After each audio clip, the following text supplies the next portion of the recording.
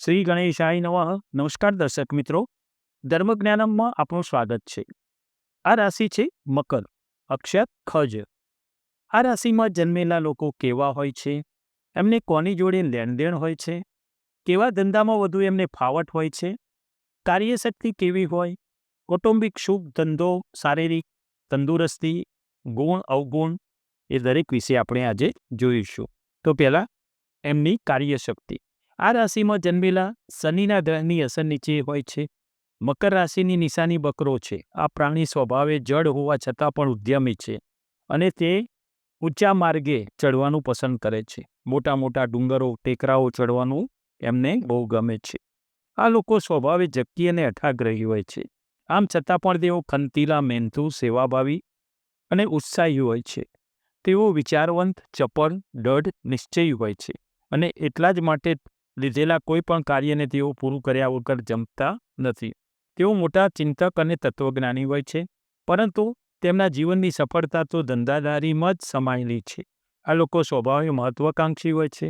તેમની ઈચ્છા એટલી તો તીવ્ર હોય છે કે તેઓ નિષ્ફળતા, પોતાની મર્યાદાને પણ જોતા નથી. ઉત્સાહમાં કામ કરવા માંડી પડે છે.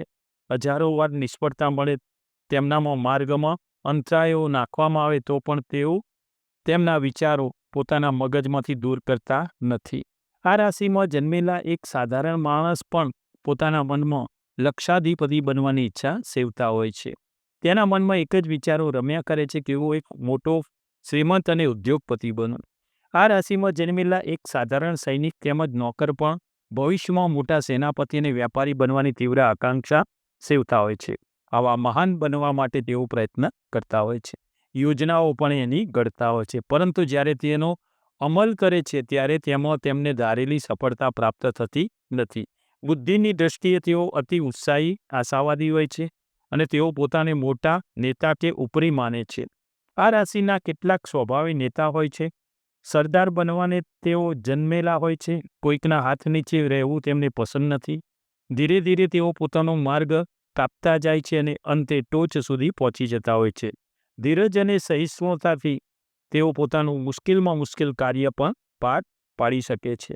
આ રાશિમાં જન્મેલા સ્વભાવે અભિમાની, લોભી, મોટા મોટા વિચારો કરનારા, થોડા કંજૂસ, ખંતીલા, પ્રપંચી, ધીમાસવાળા, કોઈ બી કાર્ય ધીરેથી કરનારા, સાવધ, સ્વતંત્ર અને પોતાનો જાતિબળમાં વિશ્વાસ એમને વધારે હોય છે.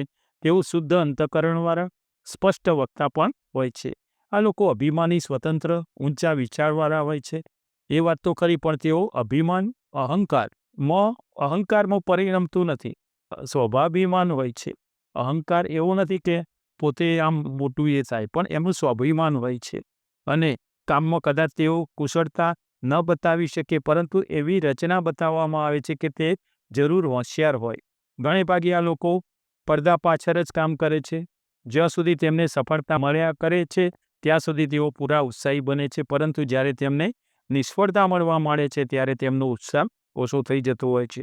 આ લોકોમાં ઉચ્ચ વર્ગના માનવીઓમાં પ્રેમ, સુખ અને સુંદરતાનો સમન્વય થયેલો માલુમ પડે છે. આ કુદરતી રીતે તેમના ભવિષ્ય દ્રષ્ટા બનવાની શક્તિઓ હોય છે. આ લોકોમાં યોગ તેમજ આધ્યાત્મિક ગુપ્ત બાબતનો સારો શોખ હોય છે અને તે જાણવા માટે ઉત્સાહી હોય છે. સમાજનું કામ કરવા, લોકોને પોતે કેવી રીતે મદદ કરી શકે તે માટે તેમજ બીજા જનહિત કાર્યો કરવામાં તેમની બુદ્ધિ સદા પરોવાયેલી જ હોય છે અને એમાં તેમને આનંદ આવે છે. અભ્યાસનો, સાહિત્યનો તેમને શોખ હોય છે અને આ દિશાઓમાં તેઓ સારી પ્રગતિ કરી શકે છે. વિદ્યાર્થીઓમાં તેઓ સારી પ્રશંસા મેળવે છે. આ લોકો સ્પષ્ટ વક્તા તેમજ સાદા હોવાથી બોલવામાં અનેક લોકોને આકર્ષી શકે છે. સ્વતંત્ર વ્યક્તિત્વવાળા હોવાથી તેમનામાં આત્મશ્રદ્ધા તેમજ સ્થિર બુદ્ધિ પણ હોય છે. આથી કામમાં ધારે તો તેઓ સફળતા પણ પામી શકે છે. આ લોકોની બુદ્ધિનો વ્યય આડી માર્ગે કરવામાં આવે તો અને જો સારી સોબત ન મળે, સંસ્કાર ન મળે તો અમુક વખતે વિપરીત પરિણામો પણ એ આવી જતા હોય છે. આ મનોવૃત્તિ સારામાં કેળવવી, ખોટી રીતે શક્તિનો વ્યય ન થાય એનું ખાસ સાચવવું. આમ આ લોકો અમુક વખતે ઘાતકી સ્વભાવના, વેરવૃત્તિવાળા અને બીજાના દુઃખોમાં રાચનારા હોય છે. જ્યારે તેમને નિષ્ફળતા મળે છે ત્યારે તેઓ ઉત્સાહ અને નિસ્તેજી બની જાય છે. એમની ઉત્સાહ ઓછો થઈ જાય છે. તેમને જીવવું પણ ઝેર જેવું બની જાય છે અને તેવી વખતે તેઓ ન કરવાનું અમુક વખતે વિચારી બેસે છે. પણ આ બધું જન્મના ગ્રહો ઉપર આ અસર અમુક વખતે કરતી હોય છે. આવા લોકો જુવાન અવસ્થામાં હોય તો અમુક વખતે ખોટો વિચારો પણ કરી લેતા હોય છે. આ રાશિમાં જન્મેલા ઘણીવાર એકલપેટા હોય છે. મિત્ર મંડળમાં તેઓ ભળી શકતા નથી. તેમનું મન અમુક વખતે સંકુચિત થઈ જાય છે અને કેટલીકવાર બીજાઓના પ્રેમ અને વિશ્વાસ સંપાદન કરી શકવામાં એ પોતે નિષ્ફળ બને છે. આ લોકો સમર્થ વિચારક, સ્વાભાવિક વક્તા અને શિક્ષક હોય છે. વગર અટકે આખો દિવસ શ્રમ કરનારા અને બીજાને આનંદ આપવામાં કુશળ હોય છે. તેઓ માયાળુ, વિશ્વાસુ અને ઉદારો પણ હોય છે. એકવાર મિત્રતા થઈ જાય તો પછી તે મિત્રતા કદાપી છોડતા નથી. મિત્રો સાથે હદ ઉપરના સંબંધને લીધે તેમના ઉપર કેટલીક વખતે સંકટ પણ આવી પડે છે. આ રાશિમાં જન્મેલી સ્ત્રીઓ કે પુરુષો વિચાર ફેરવવા માટે કદી પણ પ્રયત્ન કરશે નહીં, કારણ કે આ લોકો પોતાની જગતી વલણ માટે ઘણા પ્રસિદ્ધ બનેલા છે. એમને જે ધાર્યું હોય ને એ જ કરે. બહુ જ જિદ્દી વૃત્તિ એમનામાં હોય છે. આ લોકો વિશ્વાસુ અને માલિકને વફાદાર હોય છે. માલિકના લાભો અને ગેરલાભો એમને મનમાં સમાયેલા હોય છે. તેઓ ભાગ્યે જ કોઈને ફરિયાદ કરતા હોય છે. પોતાના કામમાં રચ્યા પચ્યા રહેવાનું એમને પસંદ હોય છે. સોંપેલું કાર્ય પછી ભલે ને મુશ્કેલ હોય તો પણ તે પાર પાડે છે. પૈસાની લેવડ દેવડમાં વ્યવહારમાં આ રાશિવાળાઓ સખત પ્રામાણિક અને નિયમિત હોય છે. પરંતુ વિચારશક્તિ તૂટી હોવાને લીધે તેઓ કેટલીકવાર મોટી નુકસાનીમાં પણ ઉતરી જાય છે. આમ છતાં પણ પૈસાની થાપણ મૂકવા માટે, વ્યવહાર બાંધવા માટે આ લોકો અતિ વિશ્વાસુ, ખાતરીવાળા હોય છે. કોઈનું દેવું ડૂબે નહીં તેવી તેમની જરાય ઈચ્છા હોતી નથી અને તેમની છેલ્લી પાઈ સુધી તે પર કરજ પોતે ચૂકવી દેતા હોય છે. તેઓ મોટા પેટના હોવાથી ગુપ્ત વાતને પેટમાં રાખી શકે છે. તેમને વારસો મળવાનો પણ સંભવ હોય છે. વારસો એમને મળે એવા યોગો પણ હોય છે. પૈસાનો તેઓ સંચય કરે છે અને તેઓ તેનો નકામો વ્યય કરતા નથી. આ રાશિમાં જન્મેલી સ્ત્રીઓ સુંદર, બુદ્ધિશાળી, સમજુ અને પૈસાની કાળજીવાળી ઉત્તમ ગૃહિણી હોય છે. આ સ્ત્રીઓ ઘણીવાર એમાં બે ગુણ પણ જોવા મળે છે. એ સ્વાર્થવૃત્તિ અને અવિશ્વાસવાળા, અને તેઓ હદ બહારનું બોલે છે અને ક્યારેક તેમાં પોતાનું અહિત પણ કરી બેસે છે. સર્વ રીતે જોતા આ રાશિવાળા પ્રામાણિક અને ઉમદા દિલના હોય છે. આ લોકો પોતાની જાતે આગળ વધે છે. જો કે તેમની પ્રગતિનું પ્રમાણ મંદ હોય છે.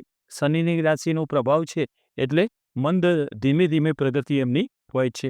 પણ તેઓ પોતાના માર્ગમાં પાછીપાની કરતા નથી અને આગળને આગળ વધ્યા કરે છે. આ રાશિમાં જન્મેલાઓ જો કર્ક રાશિ અને કન્યા રાશિના સાથે એમના લગ્ન યોગ થાય તો એ પોતે સારી સફળતા મેળવી શકતા હોય છે. કૌટુંબિક સુખાકારી જોઈએ તો આ રાશિમાં જન્મેલાનું કૌટુંબિક સુખ યોગ્ય પ્રમાણમાં એમને ઓછું મળે છે.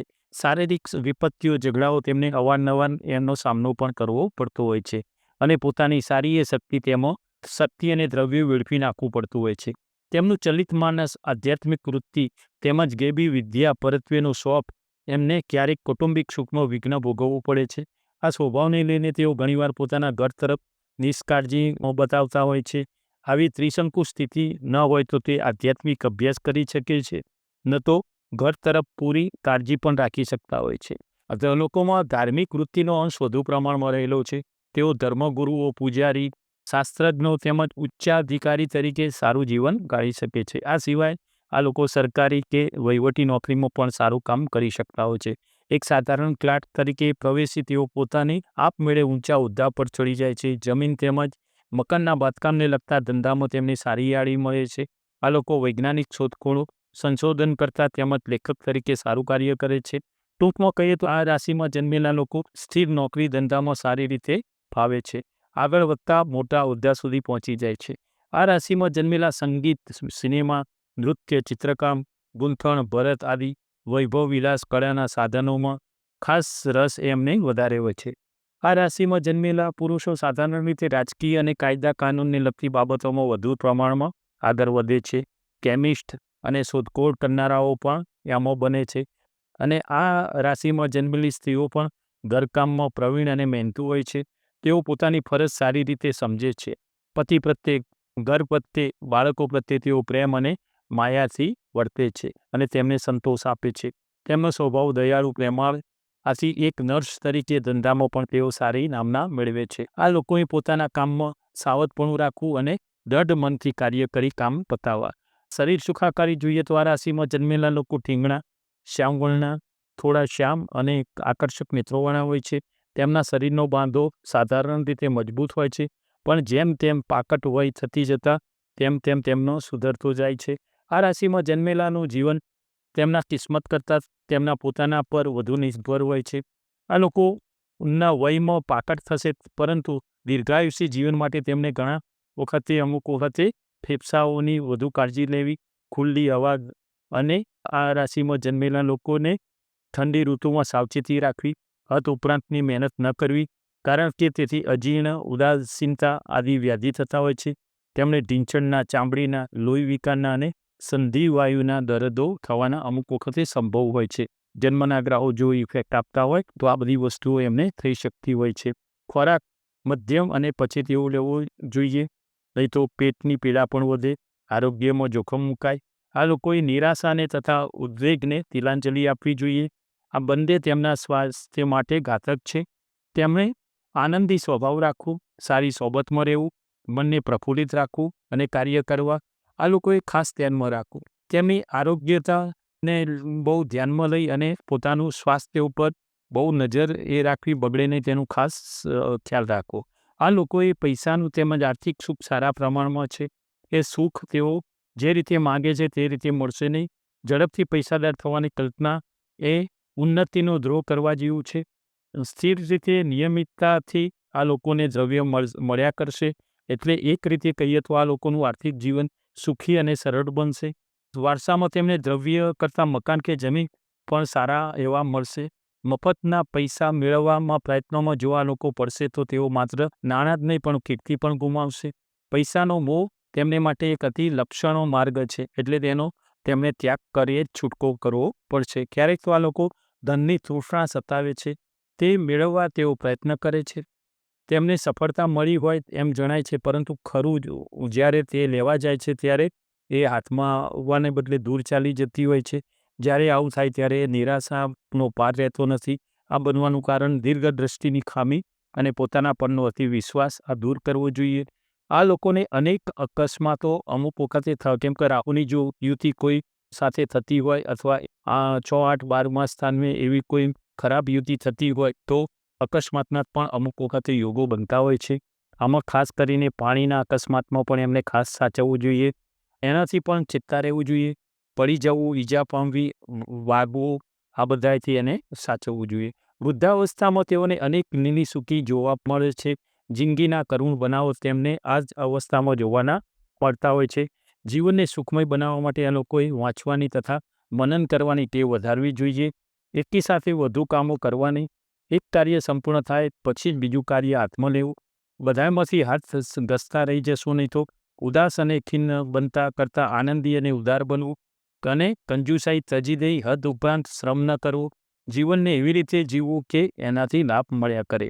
આ લોકોનો ગુણ છે ન્યાયી છે. એ પોતે કોઈ પણ વસ્તુનો ન્યાય કરતા હોય છે, ઉદ્યમી હોય છે, શાંત અને ધીરજવાળા, માન માટે આગ્રહ સેવનારા, ક્યારેક વિચારક, સ્વતંત્રતાને ચાહનારા હોય છે. વિચાર વર્તનમાં પ્રામાણિક અને ખુલ્લા મનના, સ્પષ્ટ વક્તા હોય છે. ક્યારેક નિરાશામાં આનંદ માણનારા હોય છે અને સંકટોમાં પણ હસતું મોઢું રાખનારા હોય છે. ગુપ્ત વાત રાખવામાં આ બહુ બાહોશ હોય છે. એમના પેટમાં કોઈ વાત હોય એ બહાર જતી નથી. મિત્ર માટે તે બહુ વફાદાર, મળી ફીટવાની તમન્નાવાળા હોય છે. નિરાભિમાની, સાવધ અને મોટા મનોરથ સેવનારા હોય છે. એમના અવગુણ છે લોભી, શરમ વગરના, ક્યારેક બીજાનું અહિત કરનારા, સ્વાર્થી, માન ભૂખ્યા, પોતાના કાર્યમાં પૂરા પાવરદત્ત. આ લોકો શંકાશીલ અને નિરાશાથી પીડાતા હોય છે. પહેલી નિષ્ફળતા તેમને માટે એટલી વિઘાતક હોય છે કે તેમના ઉત્સાહ અને શક્તિનો નાશ કરતી હોય છે. આ લોકોમાં અતિ બોલકણા પણ હોય છે. સર્વે ઈશ્વરને આધીન છે. આ એક લક્ષણ છે. આ લક્ષણ તમે જોજો. આમાંથી જે કોઈ તમને લાગે કે ના બરોબર છે, બધાને આ એક સરખું નથી હતું. દરેકના સંસ્કાર, દરેકના જન્મ સમયના બધા ગ્રહો પણ આમાં અસર કરતા હોય છે. નમસ્કાર દર્શક મિત્રો, જય શ્રી કૃષ્ણ.